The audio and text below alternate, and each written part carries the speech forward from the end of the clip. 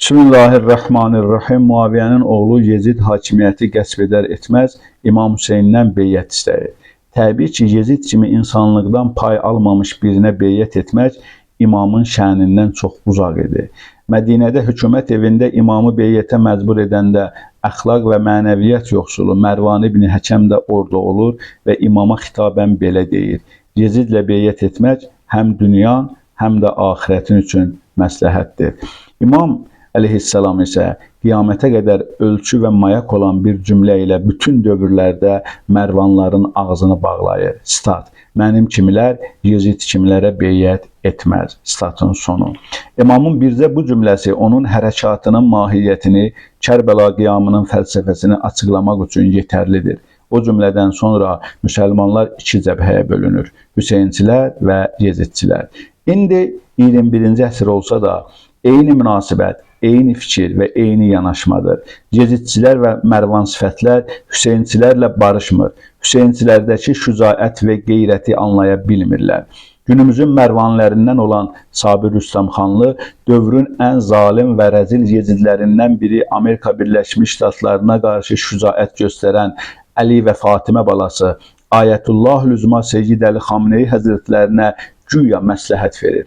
Stat: hörmətli cənab Xamneyi, bir mənəvi liderin vəzifəsi təkcə ideoloji və dini şüarlarla deyil, həm də xalqının rifahı, təhlükəsizliyi və mənəvi rahatlığı ilə ölçülür. Əgər bu rəhbərlik ölkəni xilas edə bilmirsə, əksinə onu qarışıqlığa, müharibəyə və iqtisadi böhrana sürükləyirsə, o zaman bu mövqedə qalmaq nə dini, nə də əxlaqi baxımdan əsaslandırıla bilər.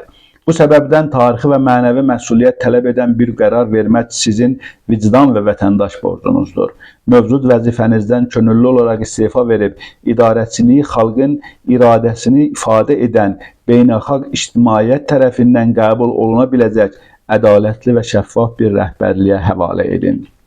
Bu addım müharibənin dayandırılması üçün diplomatik yolları aça bilər, İran xalqını beynəlxalq təzyiqdən azad edə və ölkəni sülh və rifaha aparan yola çıxara bilər. Statın sonu.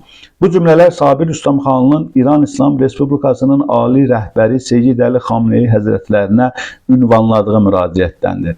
Əvvəla, düşüncəli insan kiməsə məsləhət verəndə fikirləşir ki, dediklərinə özü nə qədər əməl edir. Rüstəmxanlının yaşayışına və həyatına gözucu baxmaq kifayət edir ki, dedikləri ilə əməllərinin arasındakı böyük fərq anlaşılsın.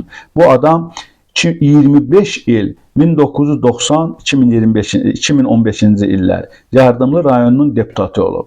Yardımlı ölkənin ən kasıb və ucqar rayonudur. Əhalisi it günündə yaşayır. Sonra Neftçala rayonuna təyinat aldı 2020-2024-cü illər. Hazırda Neftçalanın deputatı həyat yoldaşı Tənzilə Rüstəmxanlıdır. Deputat kreslosunu buraxa bilməyən min bir yolla özünü və ailəsini kresloya bərkidən Rüstəmxanlı başqa bir ölkənin hüquqi rəhbərini istifaya çağırır. Axı beynəlxalq hüquqa görə sən başqa ölkənin daxili işlərinə və xüsusən xalqın iradəsindən asılı olan hakimiyyət seçiminə qarışa bilməzsən, cənab. Çoxları kimi bəhanə edəcəksən ki, güya İranda yaşayan milyonlarla türkün aqibəti və onların haqları səni düşündürürmüş. O zaman deyə bilərsənmi, 25 il deputatları olduğun yardımlıları nə qədər düşünmüsən? Onları məhv edən problemlərin neçəsini parlamentdə qaldırmısan? Yaxud deyə bilərsənmi, Azərbaycan həbsxanalarında şərlənərək işgəncələrə məruz qalan insanlarla nə zaman maraqlanmısan? Yoxsa onları türk hesab etmirsən? Və yaxud o məhbusları qorumaq məqsədi ilə ulamağına görə dişlərinə ət dəyməyib. Qeyd edim ki, bu cümlədə ulamaq heç bir təhqir anlamı daşımır. Çünki Sabir Rüstəmxanlı nəvəsinə fəxrlə ulamağı öyrədir. Bu barədə video görüntüsü var. Və yaxud Azərbaycanı bərbahası mümkün olmayan, ağır vəziyyətə salan Əliyev rejimini, şəxsən İlham Əliyevi nə zaman istifaya çağırmısan? Ən azı şöhrət ordenini sinənə taxanda İlhamın qulağına nələrsə fısıldaya bilərdin. Hə, yeri gəlmişkən az qalırdı unudam. 33 il bir partiya sədrliyini 1992-ci ildən bu günə qədər Vətəndaş və Həmrəylik Partiyasının sədridir. Buraxa bilməyən Sabir hansı üzrə başqa ölkənin rəhbərini istefaya çağırır ki, həmin ölkənin vətəndaşları Seyyidəliyə canları ilə bağlıdırlar. Gözlərini qırpmadan əzəmətli rəhbərin dodaqlarının arasından çıxan sözləri izləyirlər ki, əməl etməkdə başqalarını qabaqlasınlar. 33 illik rəhbəri olduğum partiyada maraq güdmədən sözünü eşidən bir nəfər varmı?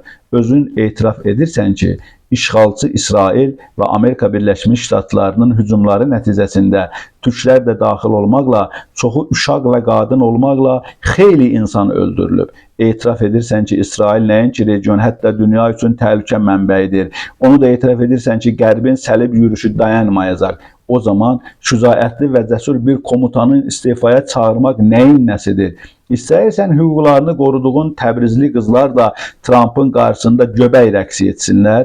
İstəyirsən bir zamanlar Tehranda, Təbrizdə və digər şəhərlərdə Amerikalının itinə pis baxdığı üçün həbs olunan İranlılar yenə həmin həyata və rəzilliyə qayıtsınlar. Axı sən illərdir ki, Babək kimi 40 il əsarətdə yaşamaqdansa bir gün kişi kimi ölməyi seçən əsərlər tirajlayırsan. Niyə ömrünün qurub çağı tarixdə Mərvan kimi Yezid müdafiəçisi olaraq qalmağı seçirsən? Bu seçim həm də bir millətin ləkəsi olmayacaqmı?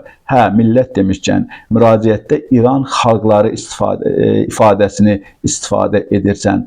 Xalq müxtəlif millətlərdən olub, bir dövləti təmsil edən insan cəmiyyəti yaxud xalq hər hansı dövlətdə yaşayan əhalinin cəmi deyilmi? Heç şübhəsiz bu termin sənin ustalıqla fitnəkarlığını məlum edir. İşğalçı, uşaq qatili və saymaqla bitməyən cinayətlərdə adını ilk sırada yazdıran bir rejimin yanında olmaq sənin yaşayışının nəticəsidir ki, Allah bu nəticəni sənə yaşatmaqla ədalətini bir daha sübut etdi. Sən Makron qədər də olmadın Sabir Rüstəmxanla. Vəssalamu aleykum və rəhmətullahi və bərəkatun.